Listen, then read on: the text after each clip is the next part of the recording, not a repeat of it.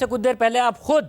मियां नवाज शरीफ की तकरीर और जो मीटिंग थी आपकी उसमें उन्होंने खिताब भी किया है, वो सुनकर आ रहे हैं। जो भाई भाई वाली सिचुएशन थी, बहन भाई वाली सिचुएशन थी, वो 2-3 दिन में बदल गई है। सिर्फ लीडर ऑफ द ऑपोजिशन पर आप लोग हुकूमत गिराने चले थे मिलके, लीडर ऑफ द ऑपोजिशन पर आप दोनों का इख्तलाफ हो गया है। मरियम नवाज ने कहा फैसला हो गया था, बिलावल ने कहा सबसे बड़ी पार्टी हम हैं, हमारा हक है। साथ में उन्होंने कहा कि सिलेक्ट होने वाला जो सिलसिला है वो हमारी रगों में नहीं है, लाहौर का एक और ख़ानदान है, ये उसकी हिस्ट्री है। अभी बिलावल भुट्टो ज़रदारी साहब ने मंसूरा में खड़े होकर ये बात की है, जहां वो कहा भी जा रहा है कि एक सेनेटर जो जमात इस्लामी का उसकी सपोर्ट लेने गए थे ताकि लीडर ऑफ द ऑपोजिशन वो अपना बना सके। देखिए, जहां तक भाई भाई या बहन भाई की बात है तो सारे पाकिस्तानी जो है वो आपस में भाई भाई भी हैं और बहन भाई भी हैं। और जहां तक सियासी मामलात का तल्लुक है तो सियासत में हर कोई जो है वो अपने जो है वो मामलात को असूल की बुनियाद पे या अपने सियासी हक की बुनियाद के ऊपर जो है वो देखता है। लीडर ऑफ द अपोजिशन का मामला अगर तो पीडीएम के लेवल पे या उनकी मीटिंग में बैठ के तय नहीं हुआ तो फिर तो बिलावल भुट्टो जरदारी साहब की बात जो है वो ठीक हो सकती है। लेकिन अगर वहां पे बैठ के ये बात तय हुई है कि चेयरमैन का कैंडिडेट, डिप्टी चेयरमैन का कैंडिडेट और लीडर ऑफ द अपोजिशन जो है वो तीनों जमातों में, जो कि वहाँ पे सेनेट में भी और कौमी असम्बली में भी नंबर के लिहाज से बड़ी जमातें हैं, तो इस तरह से तकसीम होगा तो फिर ये भी एक बहुत बड़ा डेमोक्रेटिक असूल है कि किसी भी इत्तेहाद में बैठ के जो चीज़ें तय हों उन चीज़ों की पासदारी होनी चाहिए। तो राणा साहब वो नहीं मान रहे। पहले तो सिर्फ सेकंड ईयर लीडरशिप की तरफ से आ रही थी, राजा परवेज अशरफ साहब कह रहे थे, कायरा साहब कह रहे थे, अब बिलावल भुट्टो जरदारी ने डायरेक्टली कह दिया है। और ऐसे ही नहीं सिराजुल हक साहब से मिलने गए क्योंकि नेक टू नेक है आप लोगों का मुकाबला। वैसे तो पीपल्स पार्टी की सीटें ज़्यादा हैं मगर आपकी तरफ भी इत्तेहादी हैं, तो एक सेनेटर के लिए वो मिलने भी आज सिराजुल हक साहब से गए जो कि कहा जा रहा था। और वहाँ जाके उन्होंने ये बात की है कि एक तो हमारी हिस्ट्री नहीं है सिलेक्टेड वाली, और दूसरा हमारा होना चाहिए लीडर ऑफ द ऑपोजिशन। हुकूमत आपने क्या गिरानी है मिलके, जब आप लोग एक लीडर ऑफ द ऑपोजिशन के ऊपर आपका इत्तेफाक नहीं है, जिन बातों पर आप लोग का इत्तेफाक होता है? देखिए, अगर लीडर ऑफ द अपोजिशन के ऊपर इत्तेफाक नहीं है तो जहां तक जमात इस्लामी के एक वोट का तल्लुक है तो ये तो मुझे नहीं समझ के ये वहां पे एक वोट के लिए क्यों गए हैं या किसी और मकसद के लिए गए हैं। जेयूआई जो है उसके जो 5 वोट हैं वो फैसला कुन है। अगर मौलाना फजल रहमान ने, जो पीडीएम के सदर भी हैं,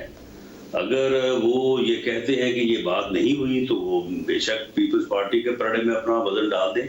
लेकिन अगर वो अपना वजन हमारे पलड़े में डालें तो हमारे पास जो है वो अक्सरियत हो जाती है। तो अक्सरियत का ही फिर लीडर ऑफ द अपोजिशन बनेगा, लेकिन हम अक्सरियत की बुनियाद पे नहीं। मगर साहब उसमें मसला ये है बन किसका भी जाए, मतलब बन किसका भी जाए, मतलब अगर आपके अराकीन पख्तूनख्वा मिली अवामी पार्टी, नेशनल पार्टी और जेयूआईएफ मिलके 26 बन रहे हैं, पीपल्स पार्टी के 21 सेनेटर हैं, एएनपी और बीएनपी मैंगल उनके साथ मिल जाएं तो 25 बन रहे हैं, इसलिए उनको जमात इस्लामी के लिए गए। मगर ये जो तकसीम होगी आप बना लें या पीपल्स पार्टी बना ले, मगर इससे वाजे हो गया कि आप लोग खड़े कहाँ हैं बतौर इत्तेहाद, बतौर पीडीएम। जो बातें हो रही थी कि शायद अगले इलेक्शन तक ये इत्तेहाद जाएगा, एक लीडर ऑफ द ऑपोजिशन पर आप खड़े कहाँ हैं, ये बेशक आपका बन जाए मगर आपकी असलियत वाजे हो गई पीडीएम की। देखिए, पीडीएम जो है वो इलेक्शन इत्तेहाद तो है नहीं, वो उसमें 10 जमातें जो है वो बिल्कुल अलग-अलग जमातें हैं और उनके अपने मंशूर हैं, उनके अपने मुफादात हैं, उनके अपने इलेक्शन इंटरेस्ट हैं। लेकिन जहां तक इस बात का तल्लुक है कि हुकूमत को गिराया जाए, ये हुकूमत सिलेक्टेड है और रिग इलेक्शन के नतीजे में मार्जे वजूद में आई है, इसके ऊपर तो किसी को इख्तलाफ नहीं है। इसके ऊपर अगर बिलावल भुट्टो जरदारी को आप पूछेंगे तो वो वही बात करेगा जो पीएमएलएन या मैं कर रहा हूँ या मरियम नवाज शरीफ साहबा कर रही है। सब जैसे जैसे दिन गुजर रहे हैं, क्योंकि ये बात शुरू हुई थी, जरदारी साहब ने जो पीडीएम में स्पीच की उस पर आपने जो एतराज़ था वो हमारे पिछले प्रोग्राम में भी कहा कि इसकी कार्रवाई करनी चाहिए पीपल्स पार्टी को। मगर जैसे जैसे दिन गुजर रहे हैं, बजाय इसके कि आपका इत्तेफाक ज़्यादा हो, आपके इख्तलाफात ज़्यादा सामने आ रहे हैं। लीडर ऑफ द ऑपोजिशन के मामले पर लॉन्ग मार्च की तैयारी थी नहीं थी, फिर बिलावल भुट्टो जरदारी कह रहे हैं जी हम नहीं हैं जिनको सिलेक्टेड का कहना चाहिए कि वो कभी सिलेक्ट हुए हों, ये हमारी नसों में ऐसा खून नहीं है, ये तो पंजाब लाहौर का एक ख़ानदान है जिसकी हिस्ट्री है। मुसलसल आपके बढ़ नहीं रहे हैं, ये पीपल्स पार्टी का दोबारा पीडीएम में शामिल होना अब तकरीबन नामुमकिन नहीं होता जा रहा और बगैर पीपल्स पार्टी के पीडीएम का कामयाब होना भी नामुमकिन नहीं होगा। देखिए, ये इख्तलाफात जो है ये सिर्फ बयानात की हद तक हैं और मैं उसका हिस्सा नहीं बनना चाहता, लेकिन और इसके जवाब में जो है वो सारी बातें जो है वो की जा सकती हैं, लेकिन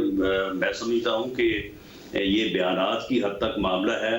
पीडीएम की 9 जमातें एक तरफ हैं, पीपल्स पार्टी एक तरफ है। 9 जमातें ना तो पीटीआई लेड गवर्नमेंट के साथ इत्तेहाद में जा सकती हैं और ना ही पीपल्स पार्टी जो है वो जा सकती है। बाकी अगर किसी ने किसी जगह पे कोई बात तय की है तो वो फिर आने वाले दिनों में जो है वो हर चीज सामने आ जाएगी। ये चीजें जो है वो फिर छुपी तो नहीं रहती। तय वाली बात है वही ना कि आप सिलेक्टेड और सिलेक्टर का कहकर लड़ने निकले थे और एक दूसरे पर सिलेक्टेड होने का ताना दे रहे हैं। लेकिन देखें, हम एक दूसरे पे 100 बार ताना दें, लेकिन ये बात अपनी जगह पे तय है कि ये सिलेक्टेड गवर्नमेंट है, सिलेक्टेड टोला इस मुल्क की तबाही का बायस बन रहा है और ये एक रिग इलेक्शन के नतीजे में आए हैं। और इस मुल्क की जो जरूरत है, अगर इस मुल्क ने आगे बढ़ना है, इस मुल्क ने चलना है और अगर इस मुल्क ने कायम रहना और इंशाअल्लाह ताला कायम रहेगा, तो उसका एक ही हल है कि जो आइन के मुताबिक जो है इस मुल्क को चलाया जाए और ये गैर सियासी मुदाखलत जो है ये सिलेक्ट करने और सिलेक्ट होने का जो प्रोसेस है इसको इसको इस तरह पूरा कर सकता हूँ। आप कह रहे हैं कि इस बात का आपको यकीन है कि ये हुकूमत सिलेक्टेड है, मगर इस बात पर आपको शक है कि कहीं पीपल्स पार्टी सिलेक्ट तो नहीं हो रही है? नहीं, देखिए, मैं इस बारे में कोई यकीन के साथ बात तो नहीं कह सकता, लेकिन क्योंकि ये उस दिन जो मीटिंग को सबूताज किया गया तो उसमें ये बात अभी जो है ये इंक्वायरी तलब है कि क्या ये जो उस दिन की कार्रवाई हुई है या उससे पहले चेयरमैन सेनेट का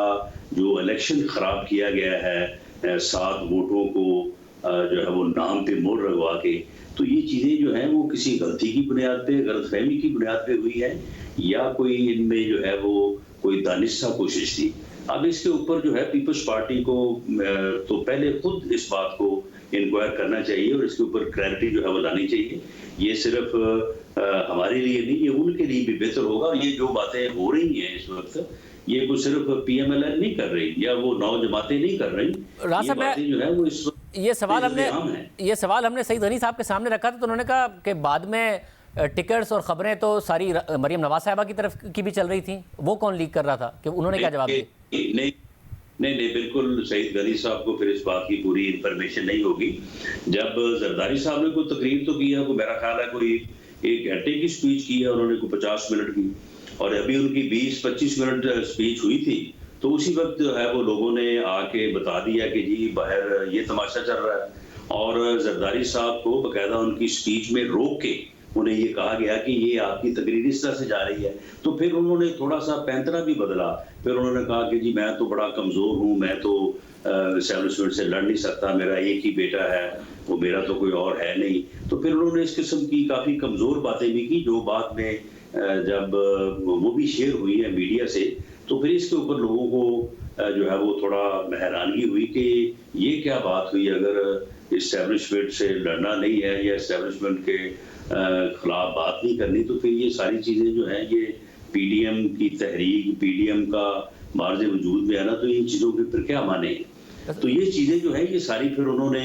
जो है वो थोड़ा इस चीज को बदला। फिर उन्होंने